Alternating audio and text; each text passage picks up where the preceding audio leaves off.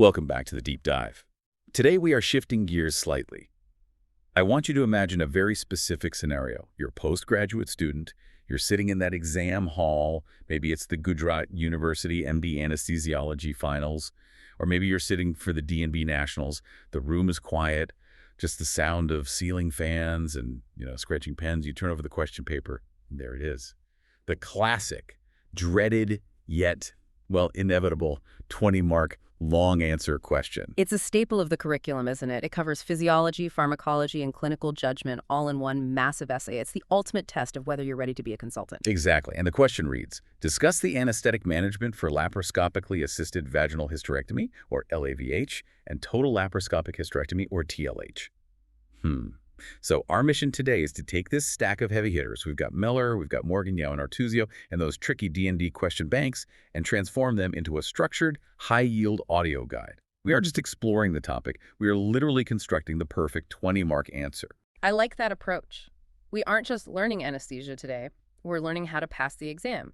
And to do that, you need structure. You absolutely cannot just ramble. The examiners are looking for a logical flow. It has to be introduction, then physiology, then pre-op, intra-op management, and then you hit the complications. Right. And just a quick disclaimer before we dive in. While we are role-playing this exam prep scenario as, say, a senior faculty mentoring a student, everything we discuss is strictly based on the provided medical literature and facts. So let's start where the student has to start. Part A, the introduction and surgical overview. If I'm writing this answer, how do I define these procedures without getting bogged down in surgical detail? You need precision, right from the first sentence. Don't be vague. You need to distinguish between the two. So, LAVH, or laparoscopically assisted vaginal hysterectomy. Think of it as a hybrid procedure, a tag team effort, if you will. Okay, a hybrid. How so? The surgeon starts with the laparoscope to dissect the upper supporting structures. So, the broad ligament, the adnexa, the upper uterine blood supply. All that is done from the top, laparoscopically. But the actual removal of the uterus, and crucially, the closure of the vaginal vault, that all happens vaginally from below. Okay, so LAVH is a top-down dissection followed by a bottom-up removal, a mixed approach. So what about TLH? Total laparoscopic hysterectomy is, well, it's exactly what it says on the tin. The entire procedure, the dissection, the ligation of the uterine arteries, the removal of the uterus, and the really critical part, the suturing of the vaginal cuff, is all done laparoscopically. I see. So the whole thing is done from the abdomen through the ports. Exactly. Now, the uterus itself is usually removed through the vagina to avoid a big abdominal incision, but all the actual surgical work is done from above. It's entirely a laparoscopic procedure. Got it. And for the exam introduction, we need to justify why we are even doing this. Why put the patient through all the physiological stress of laparoscopy instead of a traditional open abdominal hysterectomy? What are the buzzwords the examiner wants to see here? This is where you score some easy points right at the start. It's all about the minimally invasive benefits. The headline is a significantly reduced surgical stress response. That is a key phrase. Less tissue trauma means fewer inflammatory mediators. And that translates directly into less post-operative pain, specifically the somatic pain from a big incision. Right, which then leads to a shorter hospital stay, I'd imagine. It does, and an earlier return of bowel function, because you're not manually handling the intestines and causing that ileus. And of course, the cosmetic results are much better, which is not trivial for the patient. And what about the indications? Why would a surgeon choose this? Generally, we're looking at benign conditions like large fibroids or severe endometriosis that might be too difficult for a purely vaginal approach. But it's also used for certain early-stage malignancies, like endometrial cancer. Okay, but then you have to put this in the anesthetic context. I think that's a great transition line for an exam paper. Something like, the surgeon's view is optimized at the expense of the patient's physiology, because that brings us to what I call the unholy trinity of laparoscopic gynecology. The Trinity? Go on. Yeah. 1, the Pneumoperitoneum, the CO2 in the belly. 2, the position, that crazy steep Trendelenburg. And 3, the procedure itself, the risks of vaginal manipulation, the lithotomy position, all of it. That's a perfect framework. Honestly, if you structure your entire answer around those 3 pillars, you can't fail. Let's break that down, starting with the surgical steps and their high-yield anesthetic implications. First up, creating the pneumoperitoneum. This is the moment the surgeon insufflates the abdomen with CO2. Why is this specific moment so dangerous for us? This is the moment of highest risk, bar none. And it's all about the insertion technique. Often they'll use a Veress needle, which is a blind insertion. You are literally pushing a sharp, spring-loaded needle through the abdominal wall, hoping to pop into the peritoneal cavity. Hoping being the operative word. Exactly. If that needle goes into a major vessel instead, the aorta, the vena cava, and iliac artery, you're looking at a massive, potentially fatal gas embolism instantly. If it hits the bowel, you've got a perforation and a huge sepsis risk. It's a moment of maximum vigilance. And some surgeons use the Hassan cannula, the open technique, right? Is that safer? It's generally considered safer from a vascular injury perspective because you make a small incision and dissect down under direct vision. But it's not foolproof. You can still have complications. But the Veress needle is the one that really keeps us on our toes. Okay, the gas is in. Now they kilt the patient. Yeah. And in a hysterectomy, it's not just a little tilt. It is steep Trendelenburg. Precisely. We're talking 30 to 45 degrees head down. They need gravity to literally pull the intestines out of the pelvis so they can see the uterus and the adnexa. But that's not all, is it? No. They also need the patient in the lithotomy position for vaginal access. So you have the legs up in stirrups and the head down toward the floor. We call this the double whammy for physiology. The combination is brutal. We will get deep into that physiology in a second, but is there anything about the duration of these surgeries that we need to highlight? Yes, absolutely. Unlike a simple diagnostic lap or a tubal ligation, which might be 30 minutes, a TLH or an LAVH can be long. We're talking potentially 2, 3, even 4 hours, especially if there's a lot of endometriosis, which can be very, sticky and difficult to dissect. That duration matters because all the physiological changes from the pneumoperitoneum and the positioning, they're time dependent. They just get worse and worse the longer the case goes on. Okay, let's move to part B, the physiological effects of laparoscopy. This is the absolute core of the exam question. If you mess this part up, you lose the bulk of the 20 marks. Let's start with the gas itself. Why do we use CO2? It's a compromise, really. We use CO2 for 2 main reasons. First, it's non-combustible. This is vital because surgeons are using diathermy and other energy sources constantly inside the abdomen. Using something like oxygen would be explosive. Second, and this is the really important one for us, it's highly soluble in blood. Right, so if you get a small gas embolism, it dissolves. It dissolves much, much faster than air or nitrogen would. This reduces the risk of a lethal vapor lock forming in the heart, gives you a slightly better margin of safety. But that solubility, as we know, comes at a price. It certainly does. Because it's so soluble, it crosses the peritoneum and enters the bloodstream very rapidly. This leads directly to hypercarbia, an increased partial pressure of CO2 in the arterial blood, the PaCO2.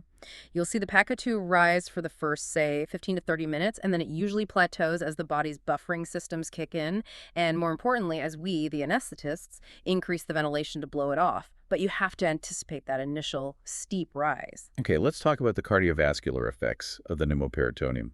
This is what you have to nail in the exam.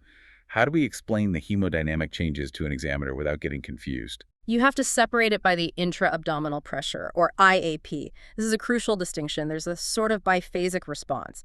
If the IAP is low, say below 10 or 12 millimeters of mercury, you might actually see an increase in venous return. An increase? How? The low pressure gently squeezes the splanchnic veins, the big venous reservoir in the gut. It's like squeezing a sponge. It pushes that blood back towards the heart, increasing your preload. But surgeons don't operate at 10 millimillimeters G. They usually crank it up to 12, 14, sometimes 15 to get a good view. Exactly. And once you cross that threshold of roughly 15 millimeters G, the entire mechanical picture changes.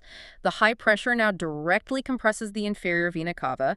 The IVC is a low-pressure, floppy vessel. It squashes easily. This compression obstructs venous return to the heart, so your preload drops. And if preload drops, by Starling's law, your cardiac output drops. So cardiac output goes down. My intuition says blood pressure should drop too. But it doesn't, does it? It often goes up. Paradoxically, no. The blood pressure usually goes up. And this is the trap for students.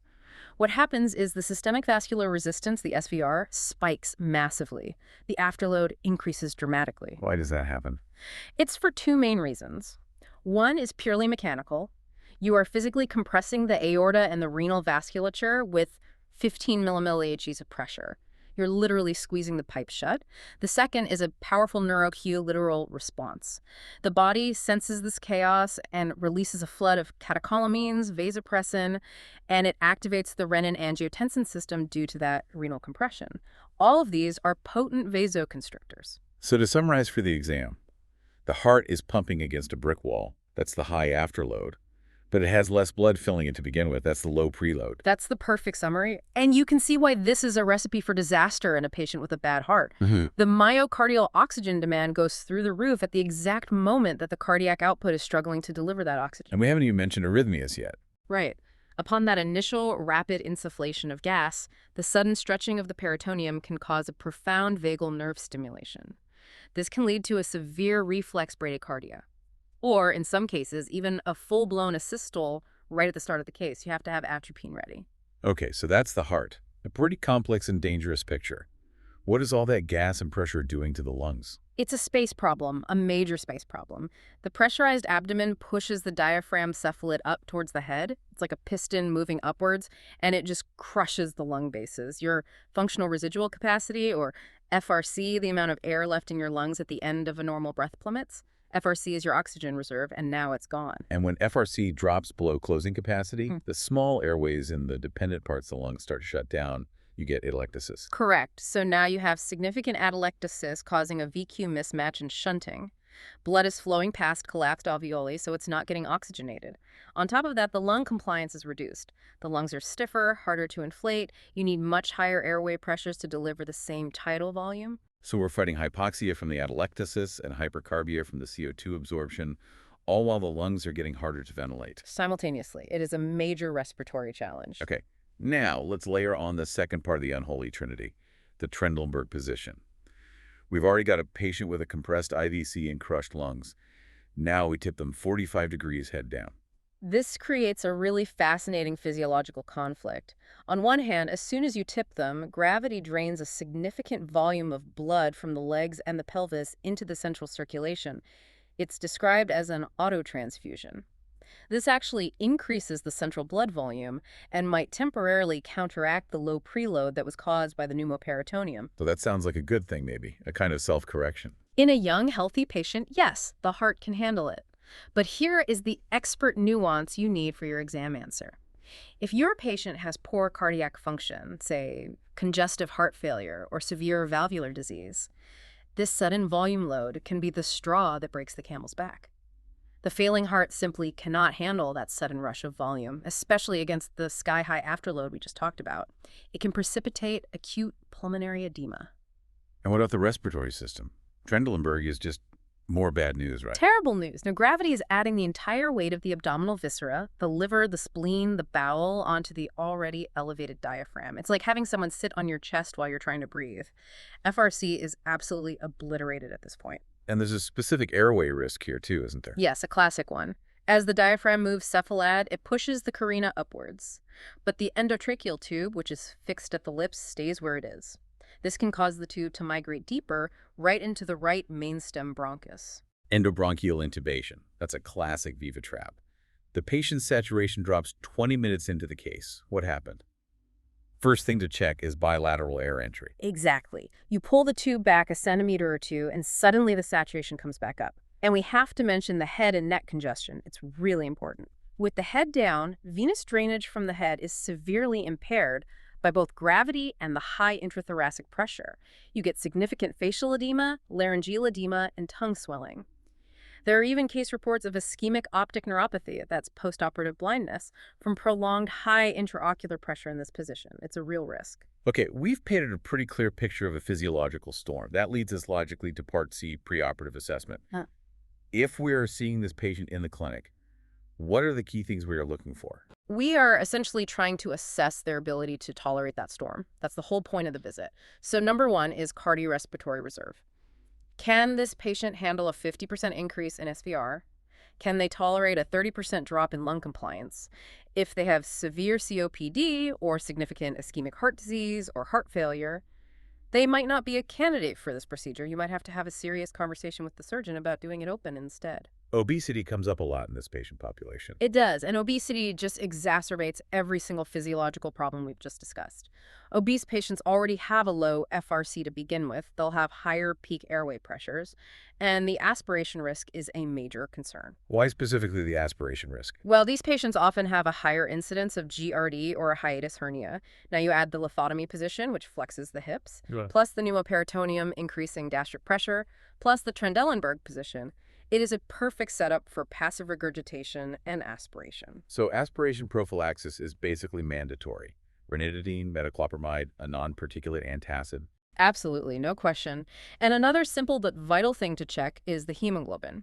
Anemia is very common because abnormal uterine bleeding is often the primary indication for the hysterectomy in the first place. You need to know your baseline before you start a long surgery where bleeding can be difficult to quantify. Right. Okay, let's move into the room. Part D, the anesthetic technique. This is the clinical management section of the 20 marker. What's the final verdict? General anesthesia or regional? For TLH and LAVH, there is no debate. General anesthesia with endotracheal intubation and controlled ventilation is the definitive gold standard. It's the technique of choice. Let's break down why. Why not a spinal or an epidural? We do spinals for C-sections, which is also pelvic surgery. It's a completely different physiological challenge. Think about the sensory level you would need.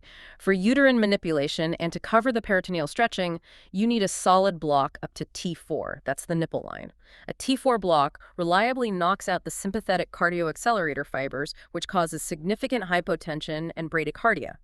This is on top of the hemodynamic instability from the pneumoperitoneum. And the respiratory effects. A T4 block also paralyzes the intercostal and abdominal muscles, the accessory muscles of respiration.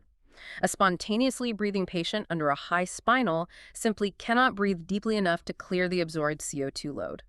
They will become progressively hypercarbic and acidotic very quickly. And then there's the patient experience. Unbearable. Imagine being awake, strapped to a table, tilted 45 degrees head down for 3 hours. Plus, you'd still feel the referred shoulder tip pain because that's mediated by the phrenic nerve C3, 4, 5, which isn't blocked by a spinal. And most importantly, you have an unprotected airway. If they regurgitate, it's a disaster. So for all these reasons, it has to be a GA with a secure airway. So GA is the choice, and an endotracheal tube, not an LMA. An ETT is strongly preferred. You need to protect the airway from aspiration, and you need to be able to deliver positive pressure ventilation against very high airway pressures. An LMA might dislodge or leak in that scenario. ETT is the safe choice. Okay, let's walk through the intraoperative management. Any specific considerations for induction? A standard induction with propofol is usually absolutely fine. Some texts suggest avoiding histamine-releasing drugs like atracurium or thiopentone if the patient has reactive airways, but propofol is the workhorse. The really key component, though, is muscle relaxation. Why is deep relaxation so critical here? Is it just to make the surgeon's life easier? It's not just for the surgeon's convenience. It is a fundamental aspect of patient safety in this operation. Deep muscle relaxation allows the abdominal wall to become completely flaccid and compliant. It stretches easily. This means a surgeon can achieve the same amount of working space with a lower intra-abdominal pressure. Ah, I see. So if the patient is relaxed, they can work at 12 millirhg. Exactly. But if the patient is tight and straining against the gas, the surgeon has to crank the pressure up to 18 or 20 mmHg just to see anything. And as we discussed, those high pressures are what really cause the severe drops in cardiac output. So good relaxation is actually a hemodynamic intervention. That's a great point for the exam. Now, ventilation strategy. We've got this high CO2 load and low lung compliance. How do we set the ventilator? The principle is lung protective ventilation. So that means a low tidal volume, typically 6 to 8 milliliters per kilogram of ideal body weight. The key to managing the CO2 is not by jacking up the tidal volume that would risk barotrauma. The key is to increase the minute ventilation by increasing the respiratory rate. You might need a rate of 14, 16, even 18 breaths per minute to keep the end tidal CO2 in the normal range. And what about PEEP? Positive end expiratory pressure. Yes, PEEP is your best friend in this scenario. Applying about 5, maybe up to 8 centimeters of water of PEEP helps to stent open those alveoli at the lung bases that the diaphragm and the abdominal contents are trying to crush. It directly counteracts the atelectasis and improves oxygenation. Fluid management is always a debate. Do we run them wet or dry? The modern trend is towards a more restrictive or goal-directed fluid strategy. We know that giving large volumes of crystalloid exacerbates the facial and airway edema that develops in the head-down position. However, you have to be careful. The urine output will almost certainly drop during the pneumoperitoneum phase because of the renal vein compression and hormonal changes.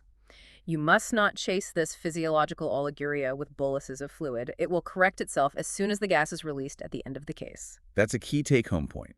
Don't fluid chase the low urine output. And what about temperature? These patients get cold very quickly.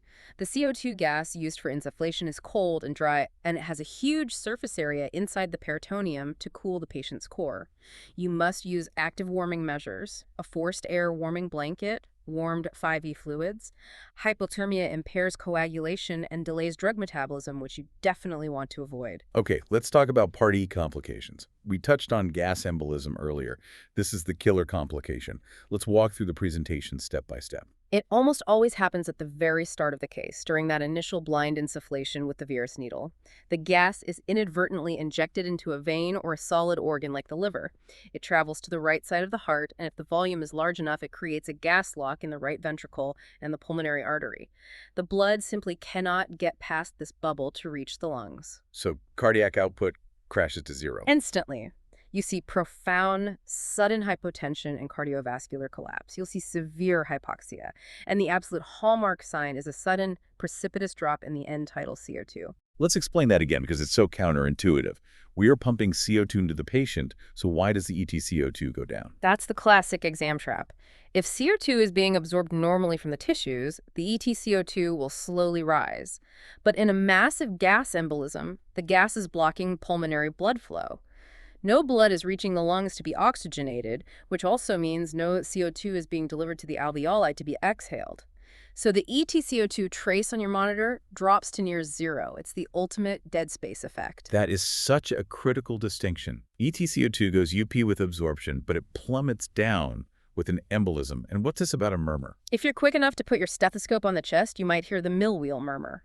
It's a very characteristic churning, splashing sound over the precordium as blood and gas are mixed in the right ventricle. And management, what do we do right now? First thing, you yell at the surgeon to stop the insufflation immediately. That's step one. Then 100% oxygen.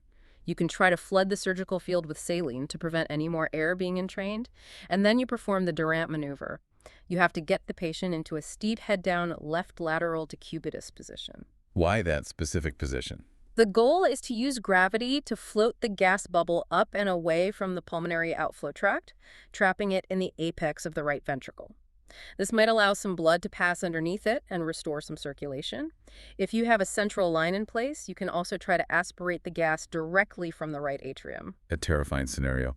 Okay, what's another common complication? Surgical emphysema. Yes, this is where the CO2 dissects into the preperitoneal or subcutaneous tissue planes. It can happen if the Verus needle is misplaced. The CO2 can track all the way up to the chest, neck, and face, causing this dramatic, crackly swelling or crepitus. The patient can look like the Michelin Man. Is it dangerous? Usually it's benign and just reabsorbs over a few hours once the insufflation is stopped, but it can cause severe, difficult-to-manage hypercarbia because you now have a massive surface area for CO2 absorption. And in rare cases, it can compress the trachea. Let's quickly touch on positioning safety. This is an exam favorite.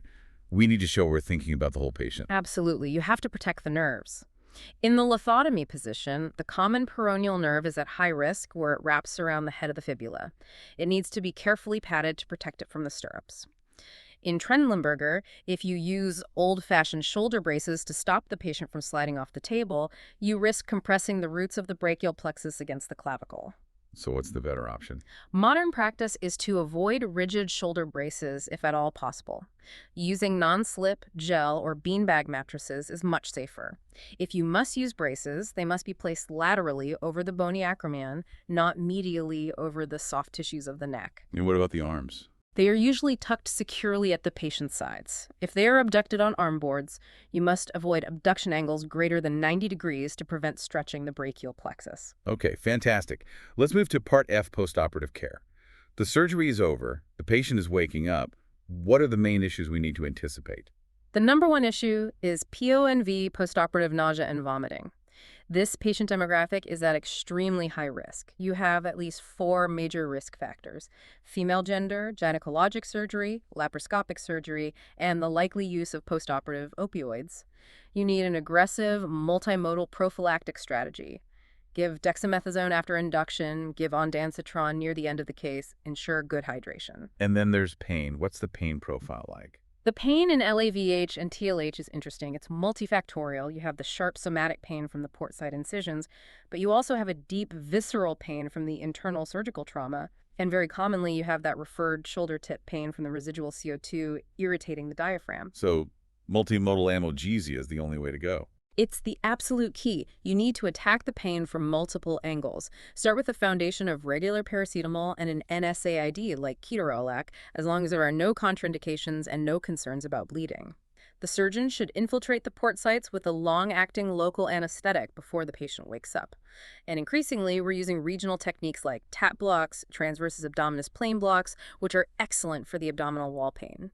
The whole goal is to be opioid sparing, because every dose of morphine you avoid is a victory against PONV. Okay, finally, let's wrap this all up with Part G, exam integration. How do we present this complex topic to the examiner to really impress them and get that 20 out of 20? You need to be ready with a comparison. The examiner will almost certainly ask, so how does the anesthetic management for this compare to a traditional open abdominal hysterectomy? You should be able to create a verbal comparison table in your answer. Okay, let's build that table. Right. First, stress response, lower in laparoscopy. Second, pulmonary function. FRC recovers much faster after laparoscopy, often within 24 hours, versus several days for an open case with a big incision. Third, pain. Lower somatic pain in laparoscopy, but with the unique addition of shoulder tip pain. And fourth, and this is the crucial trade-off, intraoperative hemodynamics. Laparoscopy is more physiologically turbulent and unstable because of the pneumoperitoneum and positioning. Open surgery is often hemodynamically calmer. Better recovery, but a rockier intraoperative ride. And the Viva traps. We've mentioned the low EtCO2 trap where the answer is embolism, not just hyperventilation. What else should students watch out for? The cuff leak trap. This is a big one for patient safety. Before you even think about extubating a patient who has been in steep Trendelenburg for 3 or 4 hours, you must deflate the cuff of the ETT and listen for an audible air leak around the tube. If there is no leak, it means the larynx is significantly swollen. Do not extubate that patient. If you pull that tube out, they will likely develop stridor and obstruct their airway. You need to wait, sit them up, maybe give IV steroids, and recheck for a leak later. That is a life-saving tip right there. Another trap is that regional for laparoscopy question. A student might try to be clever and suggest an epidural for a high-risk cardiac patient to avoid the stress of GA. The examiner will then grill you mercilessly on how you'll manage the profound respiratory compromise, the hypotension, and the unbearable shoulder pain. You must stick to GA as the standard of care and defend it robustly. And you mentioned diagrams. Examiners love diagrams. Absolutely. Even if you just describe them verbally in your essay. Describe the physiology of pneumoperitoneum flowchart. Increased IAP leads to IVC compression, which leads to decreased preload and cardiac output.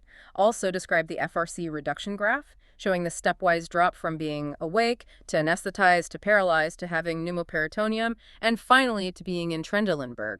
It shows you really understand the mechanical principles.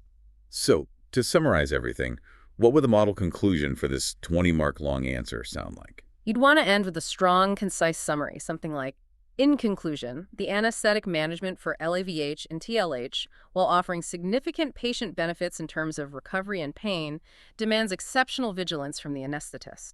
Safe conduct requires a deep understanding of the profound physiological insults of the pneumoperitoneum and steep Trendelenburg positioning, and constant preparedness for rare but catastrophic complications like gas embolism. A proactive, multimodal approach to analgesia and PONV management is essential for a successful postoperative outcome. Perfect. That sounds like a 20-mark answer to me. We've unpacked the definitions, the intense physiology of that unholy trinity, the gold standard anesthetic technique, and the killer complications. And remember the final thought. While we are busy staring at our monitors, managing the numbers on the screen, the patient is essentially hanging upside down in a pressurized abdomen in the dark. Our vigilance is the only thing keeping them safe from that physiological storm. A very sobering thought to end on. If you are listening to this before your exam, I'd say grab a piece of paper right now and practice drawing those FRC and cardiac output flowcharts. It'll make it stick. Good luck with the preparation. Good luck. You've got this. We'll see you on the next deep dive.